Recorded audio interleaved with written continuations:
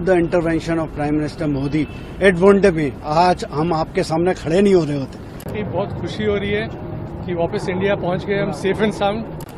We have waited almost 18 months too. दोस्तों, लगता यह है कि प्राइम मिनिस्टर मोदी का जो मैजिक है, जो जादू है, वो चल गया है। और आज सुबह जब इंडियंस उठे तो उनको ये बताया गया कि जो 8 नेवल वेटरन्स थे इंडियन नेवी के, उनको कतर की अथॉरिटीज ने रिलीज कर दिया। सबसे बड़ी खुशखबरी, और आप सबको, आपके घर परिवार वालों को, आपको, पूरे देश को, जो हमारे 8 नौसैनिक थे जो कि कतर में जिनको सजाए मौत सुनाई गई थी, उनमें से 7 वापस आ गए हैं और 8वां जो है वो वापस आने वाला है 1-2 दिन के अंदर। 7 of them have already arrived and are in India। सवेरे इंडिको की फ्लाइट पकड़ी थी उन्होंने। एक्चुअली उनको कुछ बताया नहीं, उनको कुछ नहीं बताया कि आप छूटने वाले हैं। लेकिन मोदी जी जहां पे भी जाते, अमीर ऑफ कतर को पकड़ा, उससे बात करी। ये फोटोग्राफ्स देखिए आप, अमीर ऑफ कतर से बात कर रहे हैं मोदी जी। इनके बीच में बातचीत चल रही है, क्या हो रहा है, अच्छा कैसे, क्या है। वो कह रहा नहीं, वो उन्होंने पता नहीं क्या करा, पीछे कौन सी स्टोरी उसको सुनाई, और अचानक ये बात हम बहुत पहले से कह रहे थे, ऐसा हो नहीं सकता कि भारतीयों को वहां पे वो टांग दें। पाकिस्तानी थोड़ना है यार। बहुत सारे लोग ये बोल रहे हैं कि भाई कतर में जिसको मौत की सजा सुनाई गई थी, हिंदुस्तान के जो सैनिक थे, उनको रिहा कर दिया गया। और बड़े रिएक्शन बन रहे हैं, बड़े वीडियोस आ रही है सोशल मीडिया पर। लोगों ने अपने दुकानें जो है चमकाई हुई है कि जो है नरेंद्र मोदी जी ने जो है वो सैनिकों को कैसे छुड़वाया जिनको मौत की सजा सुनाई गई थी। एलएनजी जो है उसकी डील की वजह से उनको छोड़ दिया गया। अब कतर जो है वो पैसों के लिए, लेकिन भाई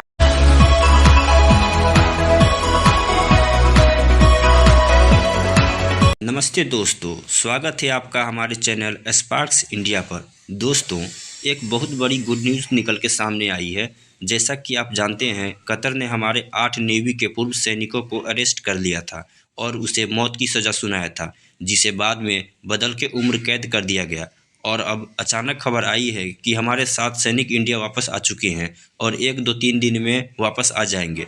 इसी पे पाकिस्तानी मीडिया क्या बात कर रही है, आइए देखते हैं। लेकिन उससे पहले आप हमारे चैनल को लाइक एंड सब्सक्राइब जरूर करें। धन्यवाद। कोई COP28 पे, if I am not wrong, उधर अबू धाबी में, वहाँ पे भी, या दुबई में आई थिंक हुआ था, तो वहाँ पे भी यही जो मेजर डिस्कशन हुई थी। याद रखिए कि कतर और इंडिया के जो बायलैटरल ट्रेड है वो तकरीबन $19 बिलियन के करीब है, जिसमें जो इंडिया की इंपोर्ट्स हैं from Qatar they are about $17 billion, और इंडिया की जो एक्सपोर्ट्स हैं वो तकरीबन $2 अरब के करीब हैं।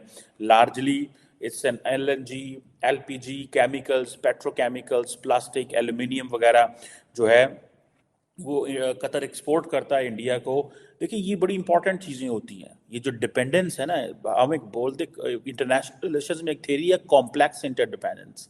ये कॉम्प्लेक्स इंटरडिपेंडेंस है, ठीक है जी, कि आप इतने ज़्यादा डिपेंडेंट है एक बंदे के ऊपर, एक चीज़ के ऊपर। इसीलिए पाकिस्तान को भी अक्सर इनकरेज किया जाता है कि इंडिया के साथ कारोबार करें, लेकिन हम उस वक्त ना ये चीज़ें कर सके। बट लेट्स अंडरस्टैंड कि just before the elections prime minister Modi one a huge diplomatic success. ये बहुत बड़ी डिप्लोमेटिक कामयाबी है कि आप अपने 8 जो बंदे जिनके ऊपर जासूसी का इल्ज़ाम है और उनकी अदालत ने उनको सजाए मौत दी है, ठीक है जी। और मुझे ऐसे लग रहा है इसको अगर अनफोल्ड किया जाए, द कतरीज न्यू कि ये लोग जो हैं they were there for some reason, that was not good reason. उन्होंने उनको फाइनल डेथ सेंटेंस सुना दी, एंड डेथ सेंटेंस सुना के उन्होंने इंडिया के ऊपर एक एहसान भी कर दिया, ठीक है। सो इट्स वेरी क्लियर, ठीक है। But remember, for the government, for the prime minister, अपने लोगों को बचाना जो है ना, that is the most important thing, ठीक है जी। वो सबसे ज़्यादा इसके हवाले से इम्पॉर्टेंट है। ये जो 8 एम्प्लॉयज़ थे, ये एक अलदहरा ग्लोबल टेक्नोलॉजीज थी, एक कतरी फर्म थी, ठीक है जी। लेकिन इसके जो लिंकेजेस थे वो इनके ऊपर यह इल्जाम था कि इजराइल के कहने पे इन लोगों ने जासूसी करी है और इनको सजाए मौत सुना दी। बाद में पता लगा कि जब इंडिया ने और डिप्लोमेटिक तेजी इसमें लाई तो यह पता लगा कि साहब सजाए मौत को लाइफ इंप्रिजनमेंट या अलग अलग लेवल की, किसी को 3 साल, किसी को 10 साल, किसी को 20 साल, यह सजा सुनाई। अब पता लगा है कि पूरी तरीके से छोड़ दिया। अच्छा, यह स्टोरी मीडिया की नजरों से हट चुकी थी, क्योंकि वहां पे कोई किसान आंदोलन कवर कर रहा है, कोई पाकिस्तान के चुनाव, अलग अलग चीजें। अचानक खट से रिपोर्ट आती है कि वो इंडिया लैंड कर गए हैं, they are already in India. हुआ ये कि वो लोग जेल में बैठे हुए थे, तो वहां पे जो जेलर है, अचानक जेलर आया सवेरे और उनको बोला कि आप जल्दी जल्दी अपना सामान पैक करिए। तो उनको कहीं ऐसा लगा कि ऐसा ना हो कि कोई गेम कर रहा है हमारे साथ कोई, पर ठीक है, हुक्म था, हुक्म माना। उनसे बोला गाड़ी बैठी, आप जाओ। गाड़ी उनको ले गई इंडियन एम्बेसी।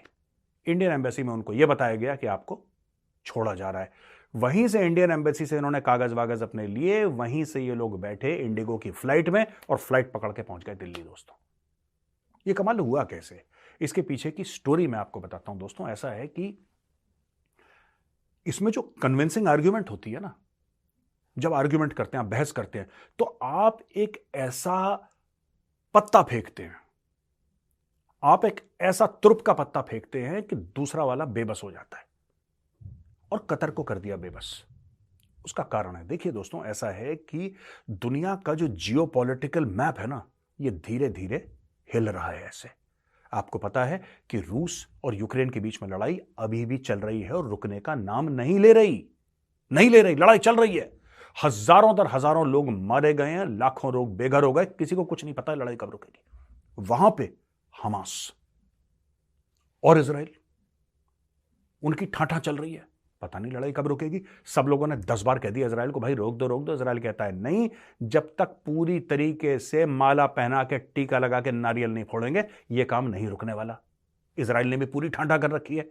तो इसके बीच में आता है कतर, और कतर एक ऐसी जगह है दोस्तों जहां पे हमास के लोग एक्चुअली रहते हैं।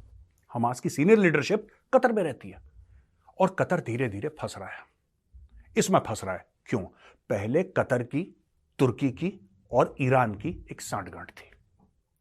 ईरान बीच में हो गया आइसोलेट। मैं आपको बताता हूं ईरान कैसे। ये देखिए, ये जो मोदी जी की डिप्लोमेसी चल रही है ना पीछे, ये बिल्कुल ऐसा है जैसे शतरंज का गेम, कौन किसका कब गेम बजाए किसी को नहीं पता। इस गेम में भारत सक्सेसफुल हुआ। अब मैं आपको बताता हूं, हकीकत यह है कि उनके ऊपर जो इल्जामात लगाए थे वो सरासर झूठ थे। कोई सबूत ही उनको नहीं मिला उनके खिलाफ के ये उन्होंने तो यही कहा था कि भाई ये इसराइल के जासूस हैं, इसराइल के जो है वो जासूसी करने के लिए उनको पकड़ा गया था। और फिर इतने महीने रखने के बाद ना कोई अनाउंसमेंट किया उन्होंने, ना कोई मीडिया पे बताया कि हाँ हमें ये सबूत मिला है, ये प्रूफ मिला है। बिना कुछ बताए या बिना कुछ दिखाए उन्होंने डायरेक्टली जो है वो मौत की सजा सुना दी। तो 16 महीने के, देखे मैं अभी एक चीज बताऊं आप लोगों को कि हिंदुस्तान ने एलएनजी या कोई भी कॉन्ट्रैक्ट हो वो कतर के साथ रिन्यू करके या फिर दोबारा करके उनको नहीं छुड़ाया। कतर ये चाहता था कि ये काम करे ताकि हिंदुस्तान खुद आसे उनसे बात करे, लेकिन हिंदुस्तान ने बात नहीं की। उनको पता था हम क्यों बात करें भाई, जो सैनिकों को उन्होंने पकड़ा है वो सब झूठ था। कोई प्रूफ, कोई सबूत कुछ भी उन्होंने हिंदुस्तान को नहीं दिया। हिंदुस्तान की सरकार